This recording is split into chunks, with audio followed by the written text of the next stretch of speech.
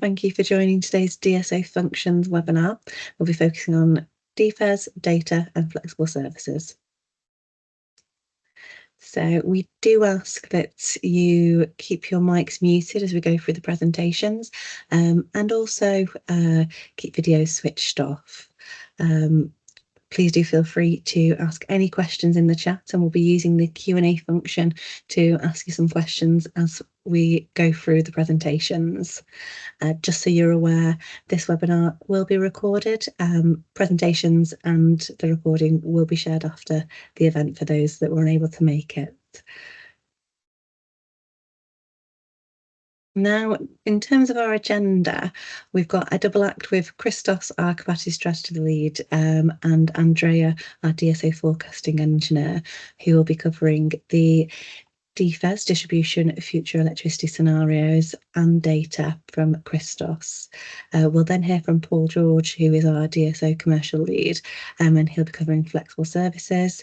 And then we have Georgia, our flexible solutions engineer, and she'll be covering the operational decision-making framework.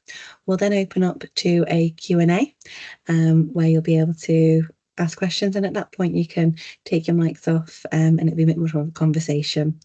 That section won't be recorded, as I know it makes people feel a bit more comfortable. I'll now hand over to Christos. Thank you. Thanks, Lottie. Good morning, all. I'm Christos Kaldas. I'm the Capacity Strategy Manager with Electricity Northwest DSO.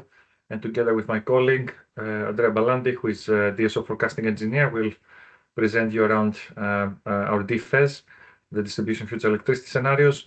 I'll start with setting the scene. What is DFES? How it fits in our load-related investment process, in our reporting process, in how we share data. Got a pen I could borrow. If everyone can please mute your microphones, it would help. So I was just saying that I'll set the scene around DFES, what it is. Importantly now with the NISO in place, the regional energy system plans, how these are our views on how DFES interacts with all that, how this DFES helps from a whole system planning point of view.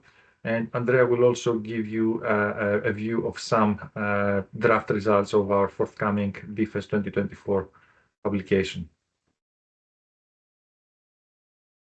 So what is DFES? DFES is our long-term forecast of using scenarios around electricity demand, distributed generation, battery storage, low carbon technologies, and other things. It's over 40 data sets across our license area in the Northwest. DFES is a key part, has a primary network planning process as defined by Ofgem, our regulator. And as you can see in this process, DFES is pretty much the start of this process to inform load-related investment.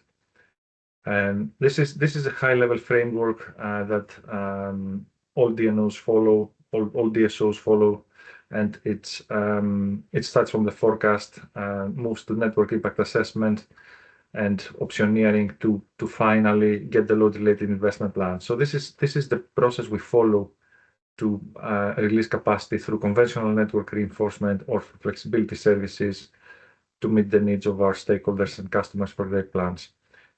Forecasting is the beginning of the process, and we publish our results in the DFES, and these forecasts are then used in network impact assessments, so in network studies or empirical assessments to understand the impact in terms of thermal impact, fault levels impact, voltage distortion, harmonic voltage issues, harmonic distortion across the network.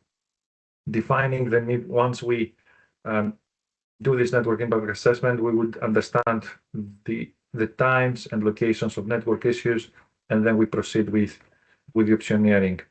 And when we talk about optioneering, it includes both asset solutions and the use of flexibility services to whenever it's economic to defer conventional reinforcement. So the outputs of these network impact assessments and the optioneering are published in our network development plan, both the report and the workbook, as well as the distribution network options assessment, the DNOA. And output of this process is to inform our load-related investment plans, and this includes the business plan proposals for the price controls like POED2, that is the current regulatory period from 2023 to 2028. Our forecasts are stakeholder-led, and you can see again at the bottom of this slide the DSO process that was shown in the previous slide and how this interacts with local area energy plans and more widely with stakeholder plans. Just a very quick intro on local area energy plans. I'd assume that everyone in this call is familiar, but a key point we need to highlight on local area energy planning is that we recognize that there is not one solution for decarbonization across the whole of the country. So the LIPs aiming to optimize the local potential, find the optimal paths at local level to meet net zero. It's also we're not coordinators of LEPs. Our role is to facilitate the LIPs. We understand that the LIPs are coordinated by local government, and our role as a neutral facilitator is to facilitate any action plans. Moving forward, we have the NISO introduced earlier this year, just a month or a couple of months ago, and part of the NISO is to produce the regional energy system plan.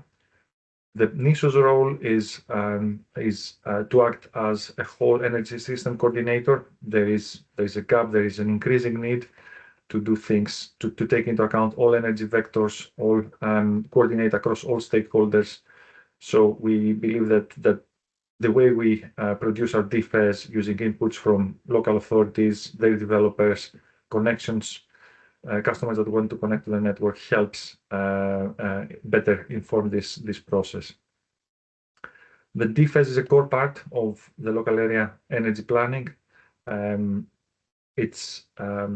We share data both in DFES and all other publications that are part of this load-related investment process with local stakeholders to inform their plans. At the end of the day, any action plans that comes from local area energy planning are direct input in our forecasts and consequently into our load-related investment plans.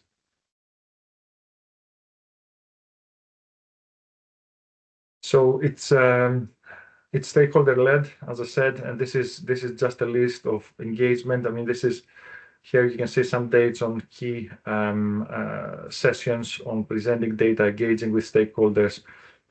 It's important, however, to highlight that we follow a different practice from other DNOs when it comes to engagement with local authorities. We have bespoke bilaterals with each and every council in our network, in our license area, and we get information and data from their side to understand their plans. Some key figures here. Through last year's engagement, we identified nearly 300 plan development areas. Out of them, we realized that 100 of these areas are what we call high certainty projects. So we applied several criteria in terms of security of funding, security of support from local and central government, ongoing development, and other evidence that local government could produce could demonstrate to identify high certainty projects. So it's here again. Here you can see some key dates and events where we engage more widely with stakeholders, but there is more happening on an ongoing basis.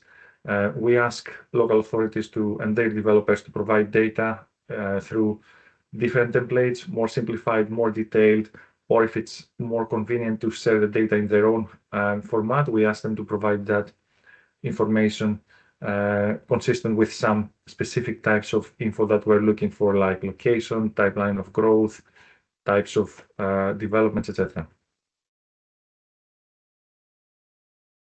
So you can understand there's a lot of data in DFES. DFES goes to, at the moment, used to go traditionally down to primary substations. We have nearly 400 across our license area in the Northwest.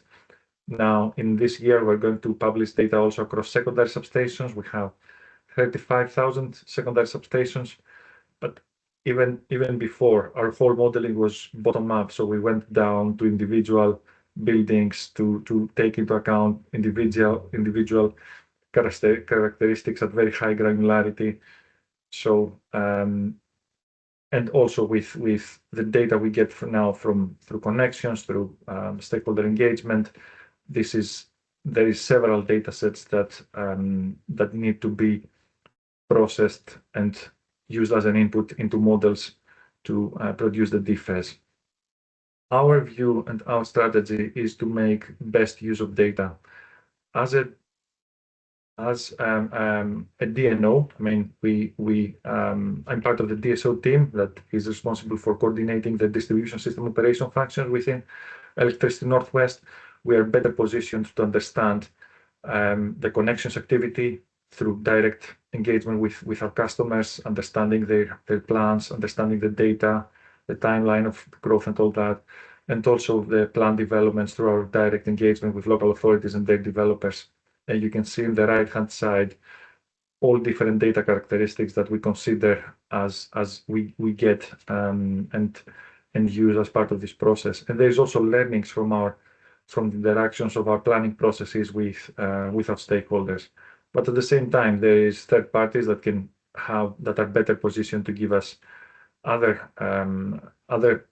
very much needed data sources. And it's things like forecasts of sales of things like low carbon technologies like EVs, heat pumps, forecasts of renewable generation, understanding a bit more around modeling of heating demand across the building stock, the future of district heat networks. So pretty much give us data and insights from the way that our developers, our customers are thinking, the investors are thinking, and all that is really important to make best use of in-house and third-party data to increase the accuracy and validity of our forecasts. All this data goes into our DSO forecasting processes.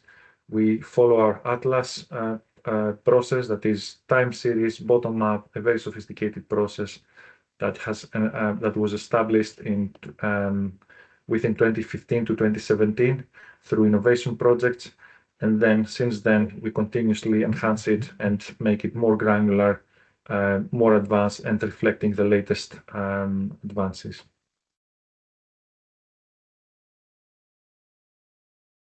So this was more like a background on DFES, and I hope I could cover the different angles that DFES fits in. As part of this presentation, we'd like, as I said in the beginning, to introduce you to the DFES 2024. That is a forthcoming publication. And so what's new in DFES compared to the previous year? We have a new scenarios framework. So until last year, we had 4 scenarios that align with the ESO FES scenario framework. So you could find the same names, the same high-level rationale, and same high-level assumptions across the scenarios, but they were still reflecting things happening on the ground across our network. And now the ESO has moved to an ISO, and before doing that, they published their first pathways. So probably we need to start getting used to calling them FEP rather than FES. And there is 4 pathways as we'll describe them in the forthcoming slide here. So the new scenario framework adopts these 4 pathways, and we still use the 5th scenario, that is the best view, that follows a standardized definition across all DNOs. And it's worth noting that this was an ENW proposal to EMA that was approved by Ofgem.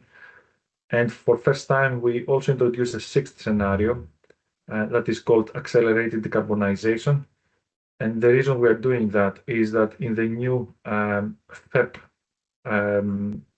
FES pathways produced by the ESO in 2024, there is no equivalent to the leading the way scenario that was previously a version of accelerated decarbonization. So we saw that as a gap, and we introduced that scenario so that we can show to stakeholders what an accelerated decarbonization would look like in our area.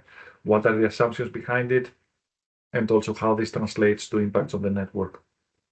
Other new things in this year, we modeled for first time district heating in a holistic way. So there was a period in previous years that were a bit waiting a bit to understand a bit more around district heating. There was the works. This was an area around district heating zoning that was led by DESNES. We would understand from developers that they had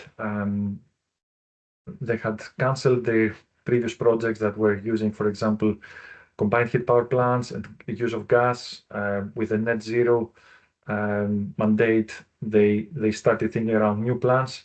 So we would only model actual connections or things happening on the ground. Now, for first time, we introduce a more holistic long-term modeling of district heating. In terms of our EV modeling, we use different, we reflect the latest findings in profiles, and we've enhanced also the modeling of heavy-duty vehicle charging. And as I said earlier, in terms of LV forecasts, we introduced LV forecast for the first time.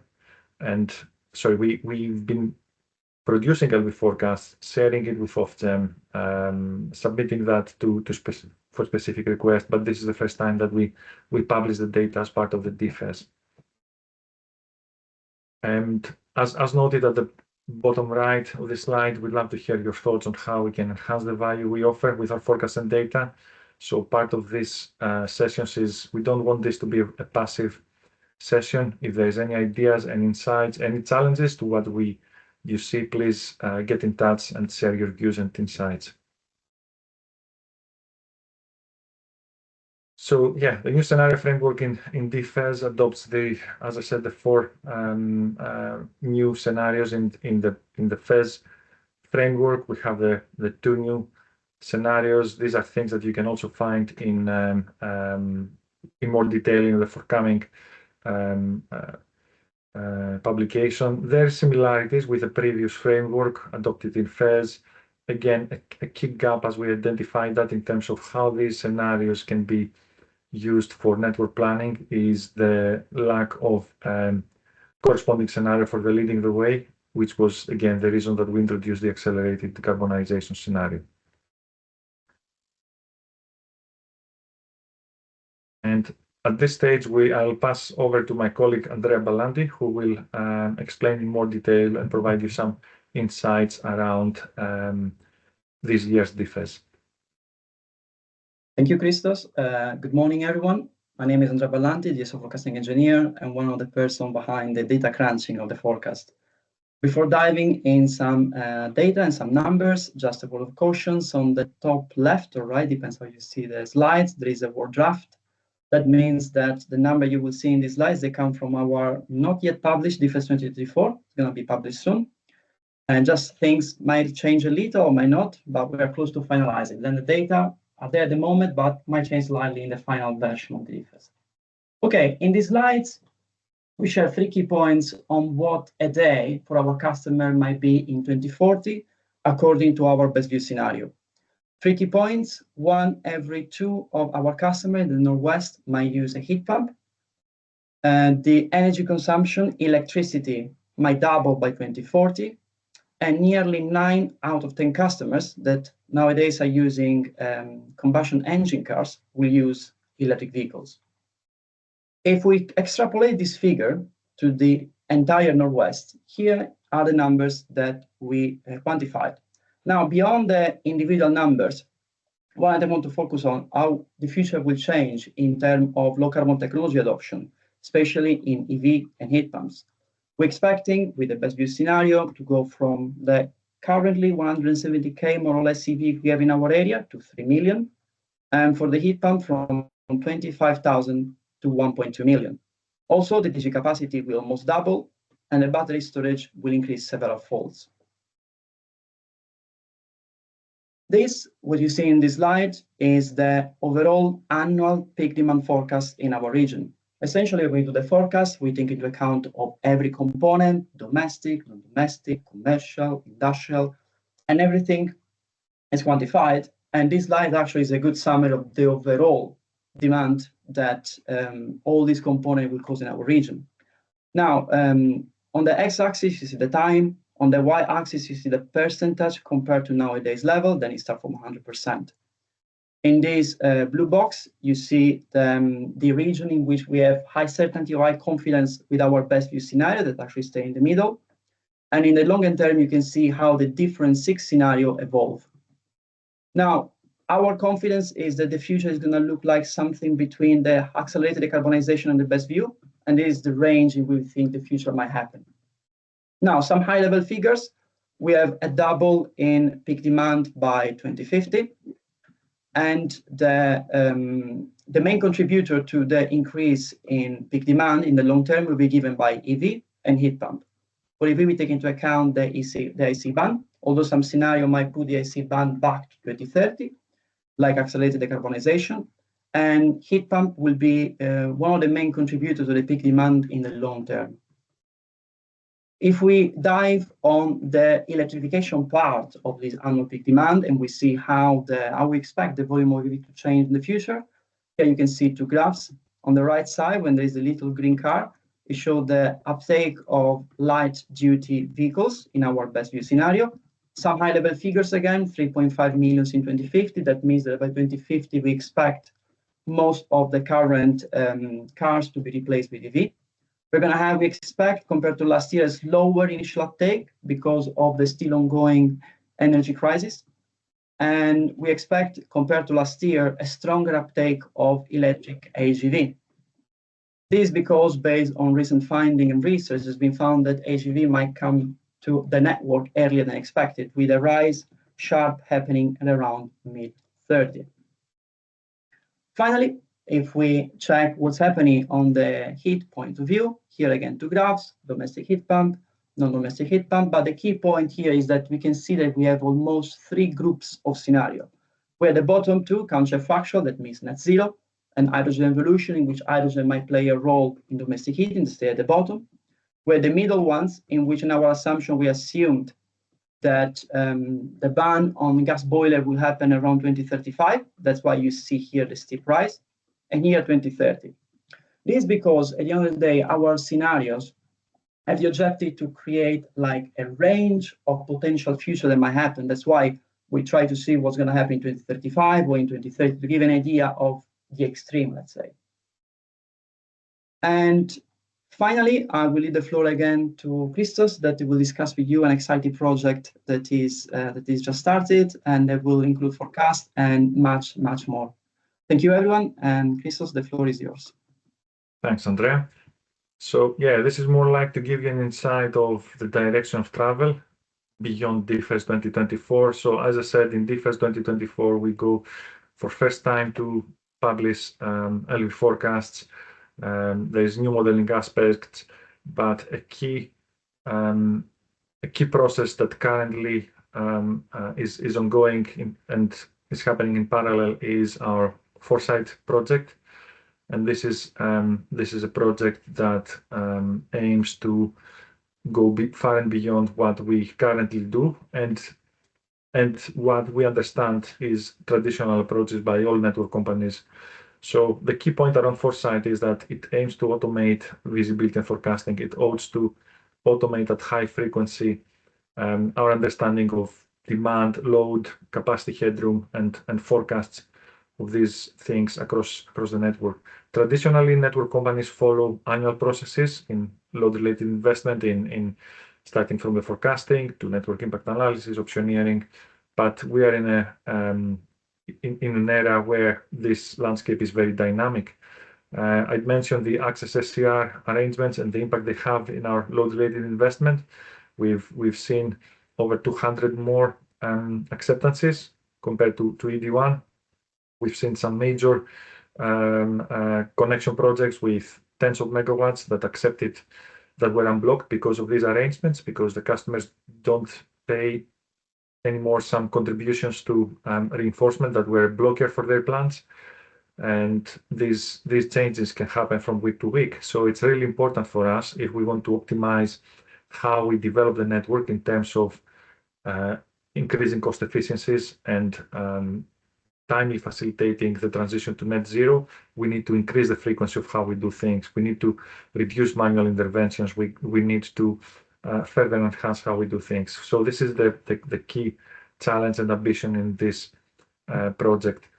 As part of this project, we'll get tons of data that we aim to share with our stakeholders and customers through visuals, maps, and also by introducing new tools. And we will link this more dynamic visibility and forecasting with tools associated with pre-connection assessments so that we can better support our customer plans so that they can use these tools to get better estimates of connection costs, connection times, and other insights required. So again, the DFES is coming. The timeline is to do it by December, January, and we'll ensure that our stakeholders remain engaged and informed.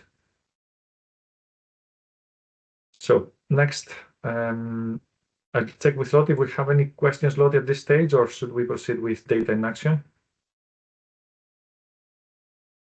We've had a question in, is there a front-end application to access the forecasting? Yes, this comes from James. So our forecasts, you can find all data sets behind the forecast in our DFES workbook, all right? And this is a spreadsheet that also has some tools around visualization, and feedback we got from stakeholders is that they liked it as that. So this is one way you can access the data through our DFES website. But we also publish the data into our open data portal, where you can see also visuals and maps together with other data. And in terms of the LV forecast, this year we'll introduce a separate LV workbook because of the size of the data. Okay, so if there isn't any other question at this time, I can go to the next slide pack that is around data in action. So we talked about data with Andrea from a forecasting perspective, but data is a very wide area. Data can be around many things, and as a regulated business, we need to comply with the requirements set by our regulator. And so last year, our regulator asked us to establish a smart optimization output. This is the simple way to explain that is that this is like a one-stop shop that can be found in our open data portal with all data sets that we publish around distribution system operation functions. We need to have published data sets, follow data best practices, and so we have a continuous appetite from regulator and our stakeholders to publish more data. At the same time, we engage with government from a point of sensitivity around the data. So it's around cybersecurity, it's around who is using the data. So sometimes, for example, there's operational data that can be seen as more sensitive in who is accessing that, how they use it. And it's worth also mentioning the task force here that was commissioned by Ofgem, our regulator, DESNES, and Innovate UK to define strategy for a modern digitalized energy system and delivering a digitalized energy system. So there is tons of data on many different things that you can find in our data portal. It's the forecasting and planning data as I described them. There is data around flexibility services, and Paul George, my colleague, will talk to you around flexibility services after this presentation. It's also around data. There's also aspects around data accessibility. So through our data portal, our stakeholders can access the data through APIs, in tables, in visuals, in different ways. Moving forward, we get access to more smart meter data. At the moment in our area, we have nearly 60% coverage. It's a bit lower than the south, but it's still really high visibility. We have also access to LV monitoring data, and it's a picture that continues to grow. We continue to have access to more data, and there's different aspects here around security, accessibility, visualization that are important. And all these are taken into account in developing and enhancing our data portal. So all openly published datasets can be found in the data section in the portal, and you can find information and tables, maps, analytics, and you can also export them through various ways, including APIs. So it's really interesting when we check the traffic flow through APIs. It's worth noting that, I mean, we've seen particular stakeholders from, I won't mention particular local authorities or developers, that they might access the data even thousands of times. So it's really interesting to see that. I mean, I'd be curious to understand why they need to pull the data so many times, but it shows that it highlights that our stakeholders have different uses of the data. When one stakeholder just wants to see something on a map and another pulls this data thousands of times, you can understand the wide range of needs. In terms of dataset types, you can find data that is spatial and non-spatial. The data that is spatial falls into one of three categories. It can either be point data, for example, showing location of coordinates of substations. It can be linear data, showing routes of lines, overhead lines, cables, or they could also depict specific areas as polygons. A dataset without any of these characteristics is defined as non-spatial, and these are this is data that cannot be visualized in a map, but they are still accessible. There is chart functionality so that people can see trends for such data. And yeah, these are just some slides to frame the discussion around data and highlight all types of data. So in our open data portal, you can have custom visualizations, and this can be made on maps, charts, and custom versions of this. And in terms of dataset functionality, all uploaded datasets will contain a curated visualization, either map, chart, or both. So datasets are downloadable again, or they're available via APIs, with or without any filters being applied. And I'll give you just a sample of what you can find in different visualizations in our open data portal. And I'll start with half-hourly boundary flow data, which is data across our grid supply points that are the interface with transmission. And this is data that is used by the DSO. This is used by NGET, but this is also data that are accessibly more widely.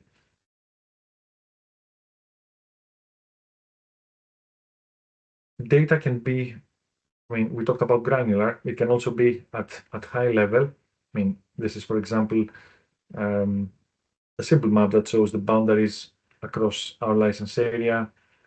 And then we can go to control areas, and for different uses, this can even go down to primary substation, secondary substation, feeding areas. Now, beyond visualizations on maps, we can visualize charts in the open. Someone can visualize charts in the open data portal beyond the DFS workbook, and they can find, for example, ways to depict the different trends across the different DFS scenarios. This is an example of point data around the embedded capacity register. This is a data set for all connected and accepted to connect generators. And we have that down to 50 kilowatt units. So there is information, one can see where these are located, click to see more information. So this is an example of point data. Our flexible services map is one that shows a link between areas and locations of needs for flexibility services.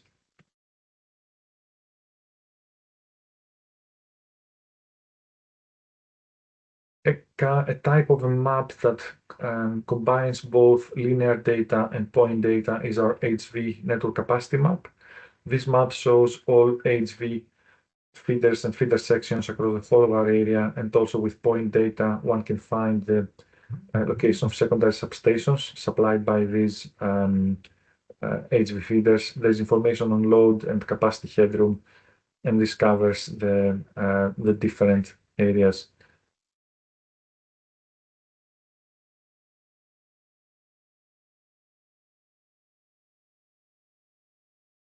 Now, this is another example from our network development plan. The network development plan is, as I described that into the DFES publication, this is a biannual requirement. At every year, we produce capacity headroom forecasts linked directly to the DFES scenarios. So, in other words, what someone can find in this map is at different dates, points in time, what is the capacity headroom for demand and different types of generation. And the color coding is, yes, there's a color key that is different on the different maps. So you can see what this is for this map. It might be different for demand or generation. And again, the color key is more like an empirical way linked to network planning to say that if it's green, it's pretty much a sensible threshold used to show you that there is available capacity for some relatively medium and large-sized connections in this for this voltage level. So the network development plan data correspond to BSPs and primaries, so they cover the substations supplying the 33 kV and the 11 and 6.6 kV networks. And there is, again, information around both demand and generation capacity headroom, and also for headroom for battery storage. Christos, could I just jump in and ask, could you just take control of the slides so it goes a little smoother? Thank you. Okay. Yeah. So, Lottie, just to check, we are on slide 35, right? We are, yes, thank you. Thanks, Lottie. So now beyond visualizations, our open data portal allows users to make comparisons. So people, for example, this is an example where you can see 1, 2, 3, 4, 5 substations. Someone can define the area that with all these 5 substations and see some quick graphs and aggregations across them. And so it's not only a passive thing. I mean, someone can visualize trends, as we could see earlier, or do some analytics with what is shown in the maps. There is again just examples of the variety of data that someone can find. This is visuals of showing the overhead conductors purely, so someone can see parts of the overhead network only. If they don't want to see the underground network, it could be, for example, useful if someone wants to understand, in case of thunderstorm, what's the likely impact on parts of the network, because this overhead part of the network is more sensitive to thunderstorms. In terms of some information around operational data, one can also find information around unplanned outages. So different users, different stakeholders can see what have been the unplanned outages across their area. And so goes on with different visualizations as polygons, as point data. Smart meter data is coming. I mean, we also deployed a rollout of many LV monitoring devices. So we use that to monitor more things than what smart meters can. But moving forward, we'll further enhance our visibility by using smart meter.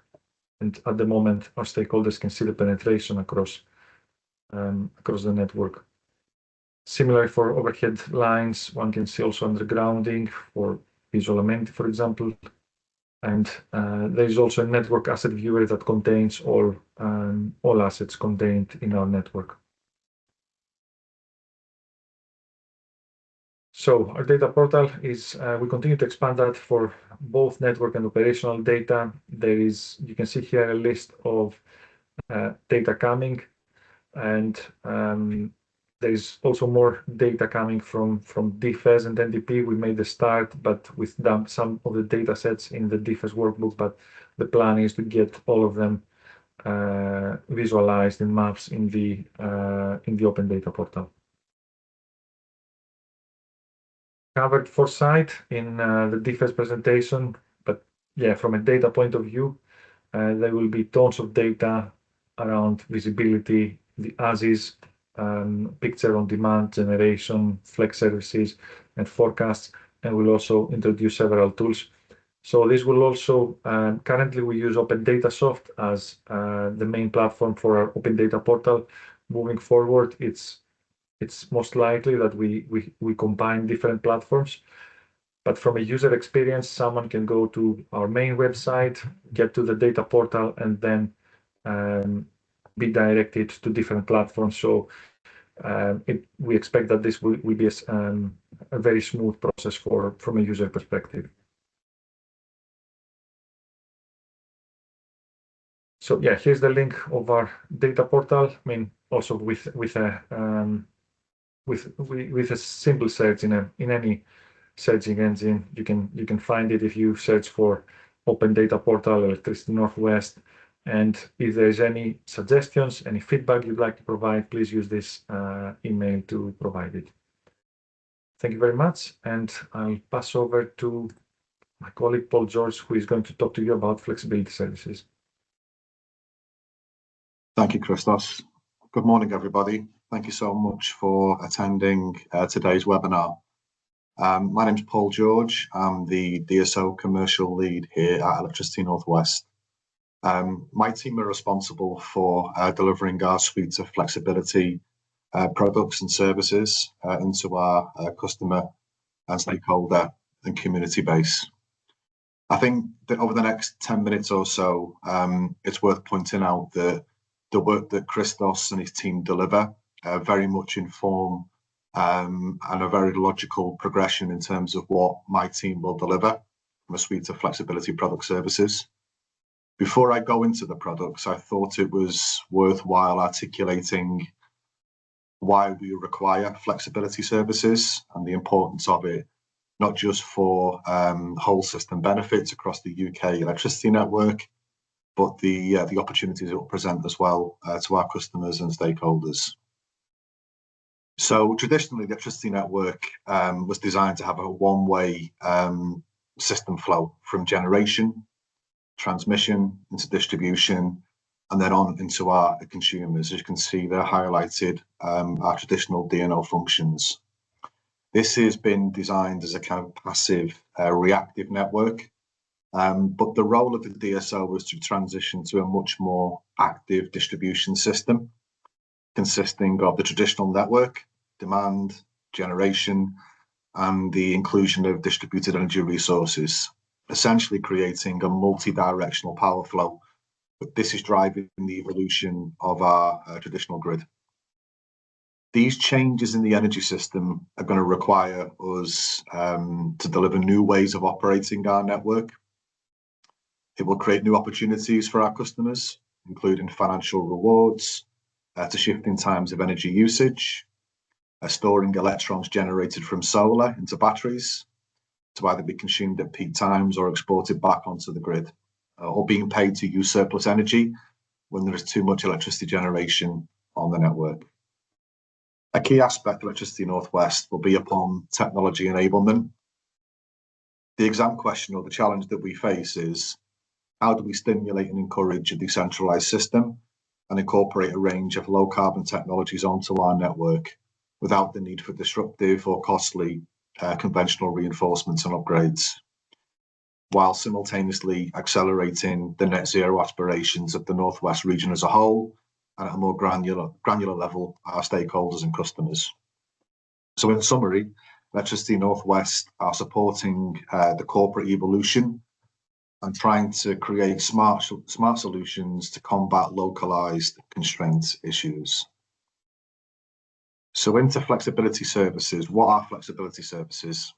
So essentially, when the demand for electricity is greater than the amount that we can provide, we will call upon assets that sit within our region, and we will procure flexible services to alleviate constraints on our network during peak times. These services can be provided by companies or aggregators or individual customers who own assets or operate assets within our region that can generate more or use less electricity when required. So developing that a little bit further, who can provide flexible services. So we've got a real range of people who can participate in this space. So we're looking at existing metered customers or anybody interested in building a new asset. We're also interested in assets that can be capable of adjusting how much electricity they consume, or alternatively, if it's a generative asset, how can they increase generation for us? We've got some thresholds, again, in terms of how much power can activate that participation. So we have a minimum of 10 kilowatt of flexible capacity that can be delivered either individually or via an aggregator. And I think it's important to note that we've very much driven by, we asked, you said, and we did. So we've consistently lowered the participation threshold down to 10 kilowatt hours. And the rationale for this is that we wanted to be less discriminate, more inclusive in terms of the assets and customers who could participate, and cover a real range of technologies as well, be it industrial commercial assets or that of domestic users and smart appliances. Again, just build on that, we have aggregated domestic assets or non-domestic portfolios that we include in our participation of tenders. So just touching upon the types of flexible services that we're looking to call upon. There's three buckets, if you like, in terms of what we're interested in. So on the left-hand side, we're looking at demand reduction. And whilst these lists aren't exhaustive, it covers EV charge points. It could be turning off or shifting intensive processes for industrial commercial users, or it could be controlling heating systems within the building. From a generation perspective, obviously we're looking to accelerate, as I've mentioned, the number of renewable sources on our network. So those generative assets, the renewable battery storage or standby generation, they're of interest to us as well in terms of giving us that dispatchable power that we can release onto the network in times of need. And a third profile will be around energy efficiency measures. So not everybody will have generative assets, but a lot of businesses that sit within our region are constantly looking at energy resource efficiency. So it could be around installing solar panels. It could be retrofitting buildings and installing LED lighting. It could be looking at the building fabrics itself and providing building insulation, or modernizing equipment that sits within that business process. Ultimately, on the energy efficiency space, we're kind of looking to reduce that peak demand across the year, and we'll reward that activity as well. Just a quick snapshot of our current autumn 2024 tender, which is now live. This is one of our largest tenders today, and we're looking for 870 megawatt of flexible capacity across our region, which covers 44 locations. Individually, we're looking at 243 requirements, and it covers the next 4 years out to the end of our ED2 period. And I think more importantly, we have a pot of revenue, which is just over £12 million that we will pay for participants in our flexible tenders over that period. You can also see a link on the bottom there, which when the slides will be shared, will give you access to the updated information for our latest requirements of the autumn 24 tender. Just to give you some more granularity in terms of those high level numbers, we typically operate our network in 3 distinct regions, Cumbria, Lancashire and Greater Manchester. As we can see here, the summary of requirements per region. So in Cumbria, we're looking at 481 megawatts, 164 separate requirements, and just shy of £8.5 million in terms of revenue available for that 4-year period. In Lancashire, we're looking at acquiring 235 megawatts, with 28 separate requirements that sit in that region. And again, just south of £1 million revenue available for asset owners that can provide us with flex in that region. And finally, Greater Manchester, we've got 153 megawatt requirement that we're looking to procure, 51 individual requirements across the sub-region, and just over £3.3 million worth of revenue available for participants that sit within that sub-region of Greater Manchester. So combined, this gives us some really ambitious targets in terms of what we're trying to achieve, but there's a lot of work happening within the various teams to understand who has the potential to participate in our tenders and how we can develop and shape this over the medium and the longer term. So just a quick summary of the products that we deploy. We offer 4 distinct products. Worth noting as well that these products are aligned across all DSO regions. So there's been an element of standardization across the DSO space. So we offer 4 products. And again, we can talk through with flexibility providers in terms of the appropriateness of the product and how it fits in with their particular assets and technologies. But first off, operational utilization, just to give you a quick summary of what this product will deliver and how it aligns with certain assets and technology. So this provides dispatchable service where the amount of flexibility delivered is agreed nearer to real time based on actual network conditions. So we're constantly calibrating the network needs versus what we require from flexibility from our customers. This product's used to quickly reduce network demand and restore supplies following an unplanned event or a power cut, or it could be a large televised event, and to manage seasonal peak demand. From a payment mechanism, this is based on a utilization payment only. So if we call upon the flexibility, we have a ceiling price which relates to that from a pounds per megawatt hour perspective. And if we call upon and utilize that flexibility, we will pay that rate accordingly. On the right-hand side is the operational utilization and variable availability, or UVA. This is procured ahead of time. And again, this provides dispatchable service to quickly reduce network demand. We typically deploy this to manage demand peaks and post-fault response, where customers are still energized, but equipment ratings could be overloaded. Availability parameters are refined closer to the event, typically a week ahead. And this is an availability payment and utilization payment from a payment structure. So what we mean by this is if you make the asset available, there's an availability payment, and then a second payment in terms of if we utilize the flexibility of that asset. On the bottom left, we've got scheduled utilization.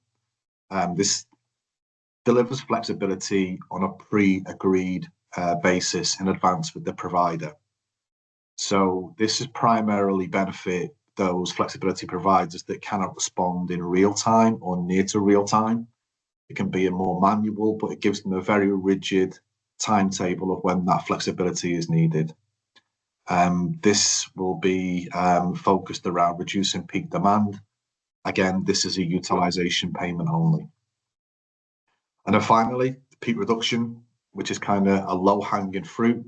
So when I spoke to you on the previous slide around the energy efficiency, this provides a reduction in peak demand over a defined period.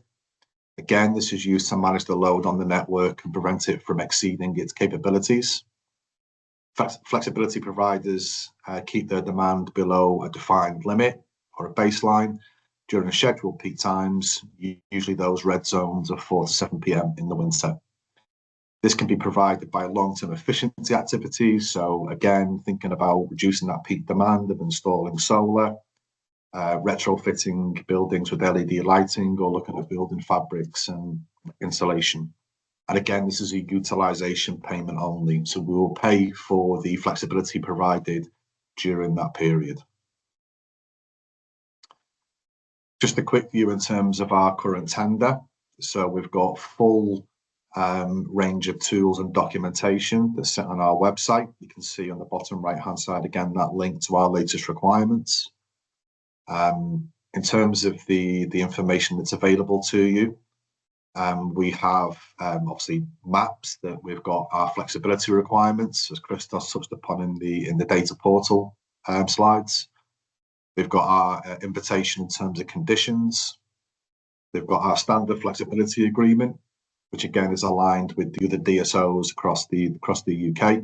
So we're looking to standardise the process as much as we can, make it really simplistic and kind of easy to contract in this space.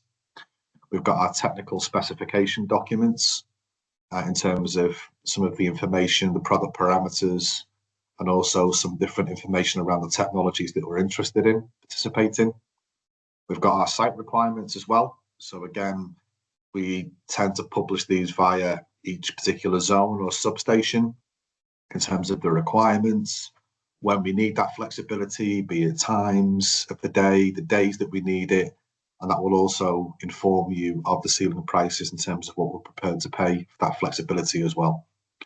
There's also some half-hourly requirements information and a postcode checker tool as well. So as a potential flex provider, you can go and click on the postcode checker tool, you can key in the postcode, and it will immediately inform whether your assets sit within a constraint management zone of where we're prepared to procure that flexibility.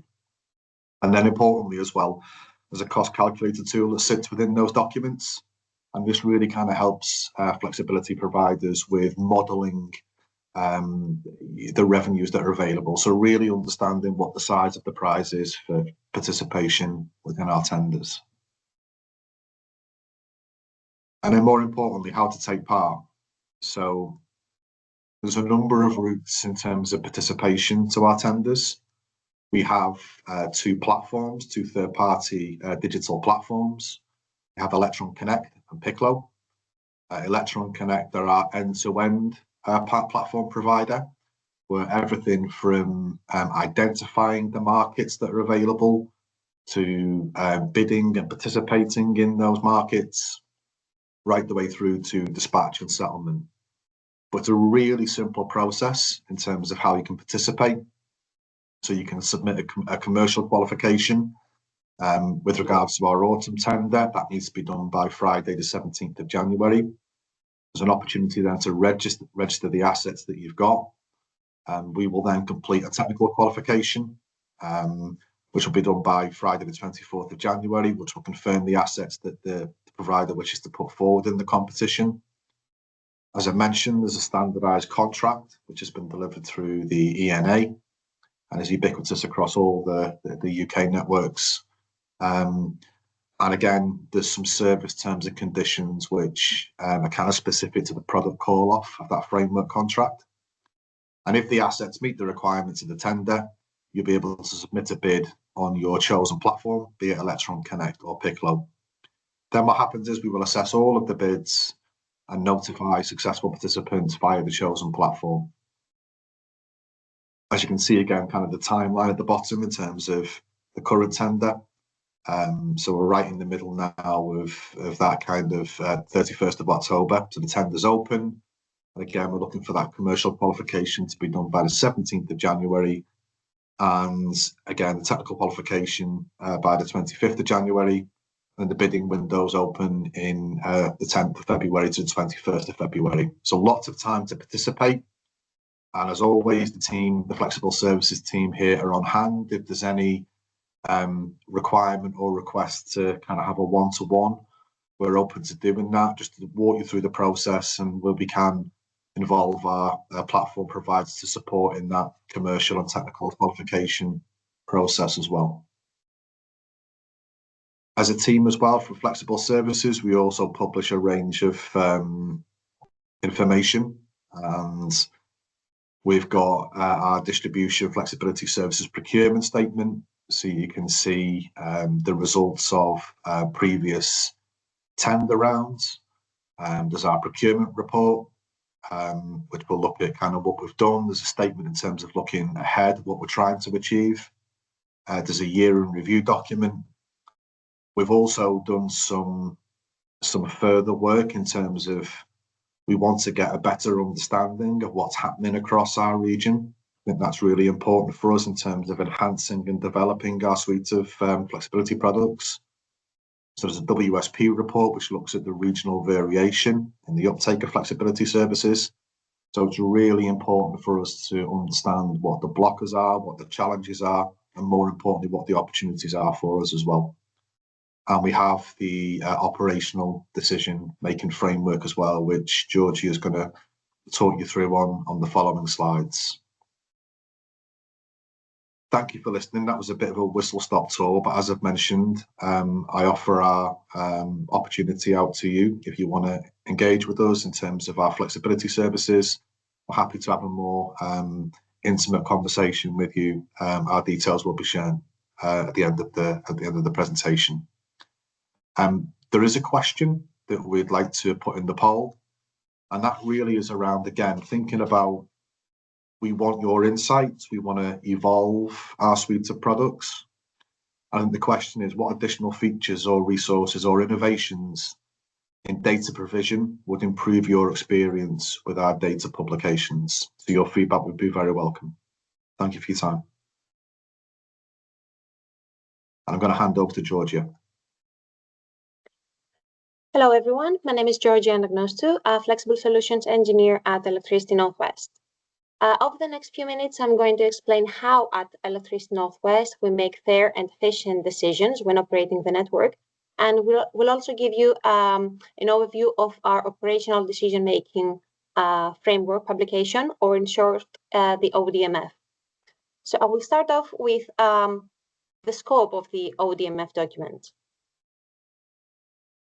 So this document details the processes for real-time operational decision-making in terms of how, when, and where we use automation, flexibility, or other intervention, as well as human oversight to manage network constraints. So the purpose of this document was to respond to our stakeholders' need for an enhanced and consolidated understanding of how we make our operational decisions on managing the network. It is a very important document because it ensures our decision-making is transparent and fair. It demonstrates how we operate a safe and reliable network at the lowest possible cost and carbon impact. It ensures we manage constraints in our network in the most appropriate way. It proves that we are a neutral market facilitator for flexibility services. It enables all parties to make informed decisions on network activities. It ensures we successfully manage any conflicts of interest with other parties in the market. And last but not least, it is informed by our stakeholders. Having said that, who is the audience of these documents? Essentially, it is all network users. It particularly helps stakeholders and relevant authorities to review the efficiency and transparency of our decision-making and enables them to provide their feedback for improvement. Finally, it also aims to help potential flexible service providers understand better the opportunities, the benefits, or any risks associated with our flexibility products and our flexible connections, as well as the information and advice that is available from us.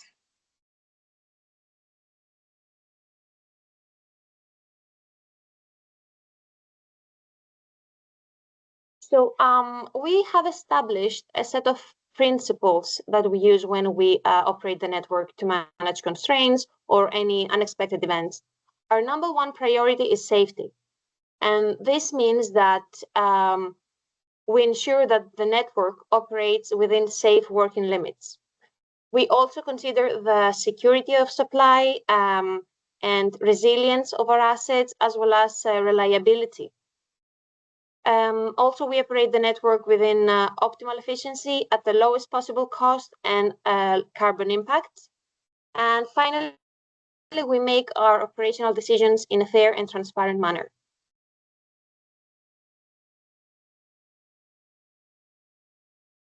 So, as we mentioned in this presentation, flexibility plays a key role in our operational decision-making process. Our ongoing commitment is to use flexibility as our first response to resolving network constraints, unlocking grid capacity, or supporting the transition to net zero as an alternative to traditional network reinforcement, where this is robust and economic to do so. Where flexibility cannot be used, we might still need to reinforce the grid, but in those instances, we will still seek to innovate or develop the most efficient solution.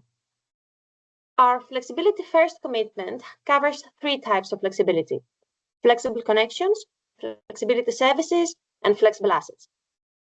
Paul has given a great overview of what flexible services are. So on to flexible connections. What are flexible connections? In congested parts of the network where there is not enough capacity to accommodate a new connection, we offer to our customers the option of a flexible connection, which means which allows them to connect to the network more quickly and possibly at a lower cost with some level of compromise. This means we may temporarily reduce or curtail their connected capacity to manage network constraints. And finally, flexible assets. This is essentially equipment owned by Electricity Northwest, which can be controlled to modify the network topology. So when do we utilize flexibility? The main use cases where we seek to utilize flexibility is to mitigate or defer any major load-related reinforcement, which is expensive and disruptive. Also, we use flexibility to temporarily manage any uncertainty around future load growth and associated need for intervention until it becomes certain that a robust reinforcement is required.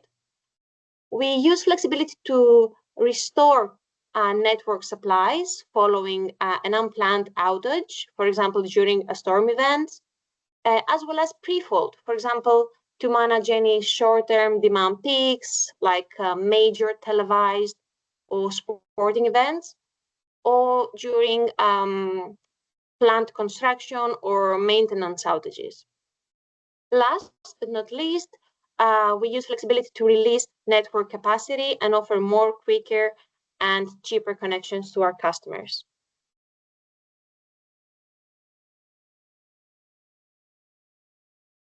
So for the dispatch of flexible resources, Electricity Northwest will utilize a combination of automated and manual dispatch methodologies.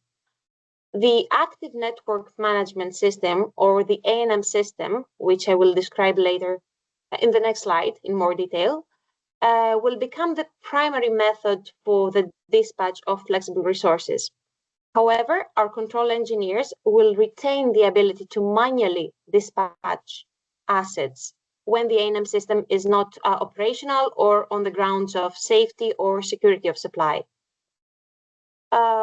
When a constraint occurs, the A&M system will use its available options in the following order.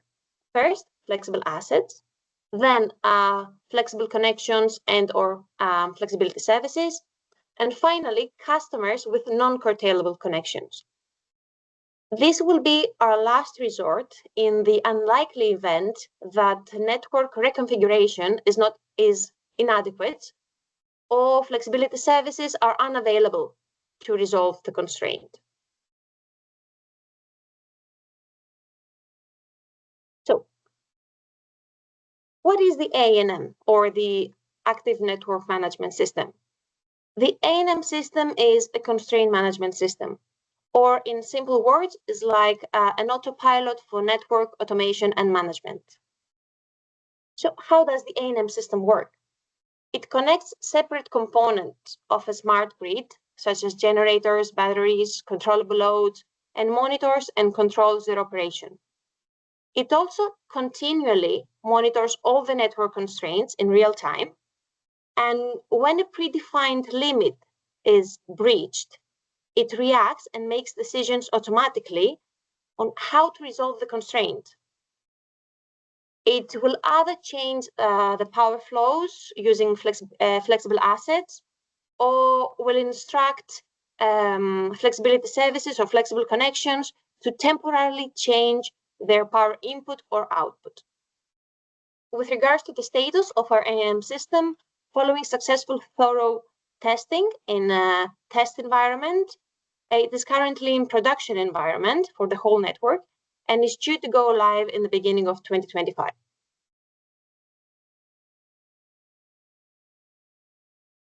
Our A&M system is using an industry-leading A&M approach compared to other A&M systems that are being used in the industry. And here's why.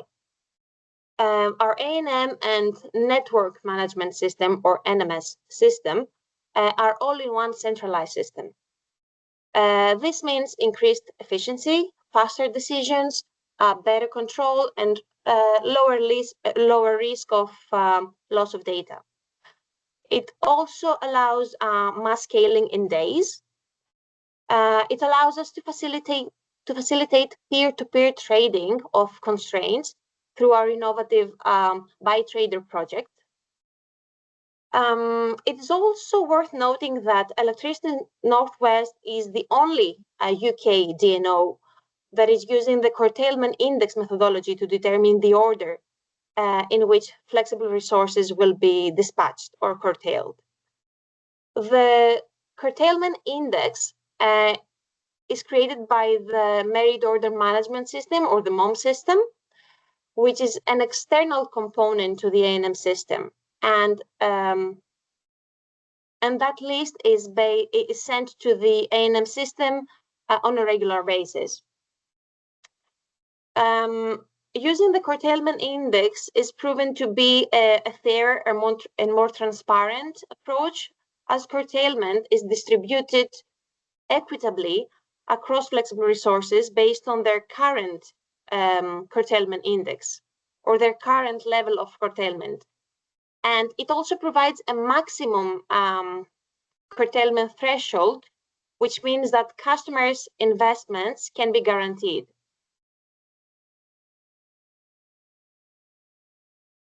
Our A&M system provides a number of benefits, both for the network and for our customers. These include faster restoration times for our customers during faults or outages, increased network utilization, and subsequently reduced need to reinforce the grid, which is very expensive, as we said, and disruptive. It facilitates the utilization of more flexibility services. In the long run, it has the potential to reduce bills for our customers. And it also allows us to facilitate more and faster connections, which would be unmanageable with human control only.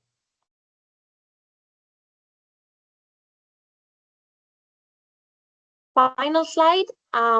We have committed to updating the operational decision-making framework publication annually. So throughout the year, we engage with our stakeholders to get their view on our operational decision-making principles, the processes, the overall document, and understand their expectations. Our updated draft version is currently available on our website and has been released for consultation to stakeholders. Around February 2025, we will update and publish the final ODMF version, incorporating any feedback received from the consultation process. If you have any feedback or thoughts on our operational decision making, or yes, please complete our short feedback and feel free to ask your questions through the Q&A.